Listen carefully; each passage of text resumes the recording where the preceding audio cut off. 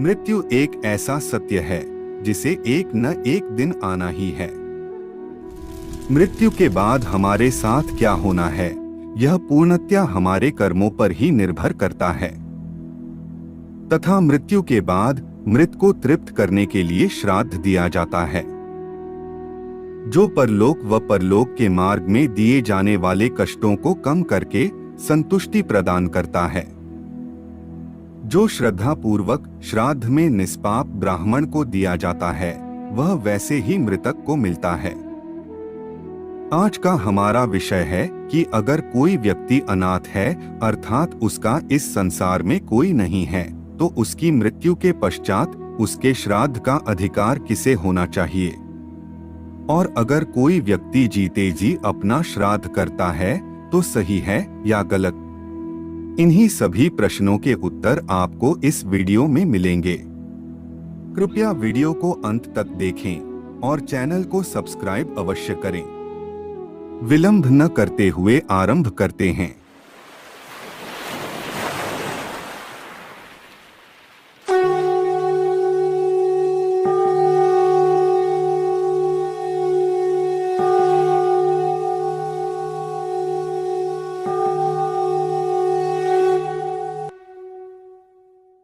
ओम नमो भगवते वासुदेवाय नमः। उच्चारण करके हम गरुड़ महापुराण को बताना आरंभ करते हैं। गरुड़ कहते हैं कि हे स्वामिन, इस संपूर्ण और ध्वदैहिक कार्य को संपन्न करने का अधिकारी कौन है, और यह क्रिया कितने प्रकार की है, यह सब मुझे बताने की कृपा करें। श्रीहरि ने कहा कि हे खगेश, जो मनुष्य मर जाता है उसका और्ध्वदैहिक कार्य उसका पुत्र, पौत्र, प्रपौत्र, भाई, भाई की संतान अथवा सपिंड या जाति के लोग कर सकते हैं। अगर इन सब में कोई नहीं है तो समानोदक संतान यानी आपकी पीढ़ी में से कोई भी इस कार्य को करने का अधिकारी हो सकता है। यदि दोनों कुलों अर्थात माता के कुल से या पिता के कुल के पुरुष समाप्त हो गए हों तो स्त्रियां इस कार्य को कर सकती हैं। यदि मनुष्य ने इच्छापूर्वक अपने सभी सगे संबंधियों से अपना संबंध तोड़ लिया है तो उसका और्ध्वदैहिक कार्य राजा को कराना चाहिए। यह क्रिया 3 प्रकार की है, जिनको पूर्व, मध्यम एवं उत्तर क्रियाओं का नाम दिया गया है। हे पक्षीन, इस श्राद्ध क्रिया के फल को तुम मुझसे सुनो।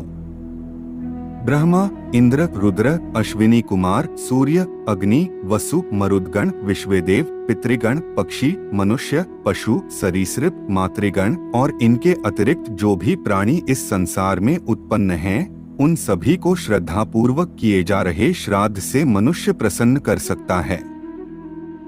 ऐसे श्राद्ध से तो संपूर्ण जगत प्रसन्न हो उठता है। जो लोग अपने सगे संबंधियों के द्वारा किए गए श्राद्ध से संतृप्त हो जाते हैं, वे श्राद्धकर्ता को पुत्र, स्त्री और धन आदि के द्वारा तृप्त करते हैं। हे गरुड़, इस प्रकार मैंने संक्षेप में अधिकार और क्रिया भेद का निरूपण किया।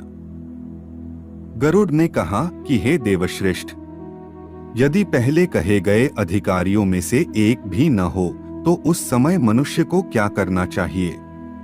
भगवान बोले कि हे कश्यप पुत्र, जब कोई अधिकारी व्यक्ति न हो और न ही किसी के अधिकार का निश्चय हो रहा हो तो वैसी स्थिति में मनुष्य को स्वयं अपने जीवन काल में ही जीवित श्राद्ध कर लेना चाहिए।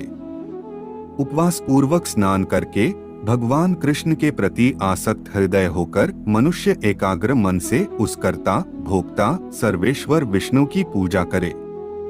उसके बाद वह अपने पितृगणों के लिए तिल एवं दक्षिणा के सहित 3 जलधेनु ओम पितृभ्यः स्वधा कहकर निवेदित करे और धेनुदान करते समय ओम अग्नेय कव्यवाहनाय स्वधा नमः तथा ओम सोमाय त्वा पितृमते स्वधा नमः ऐसा स्मरण करता हुआ वह दक्षिणाभिमुख होकर दक्षिणा सहित तीसरी जलधेनु देते समय विशेष रूप से यमायांगिर से स्वधा नमः यह स्मरण करता रहे।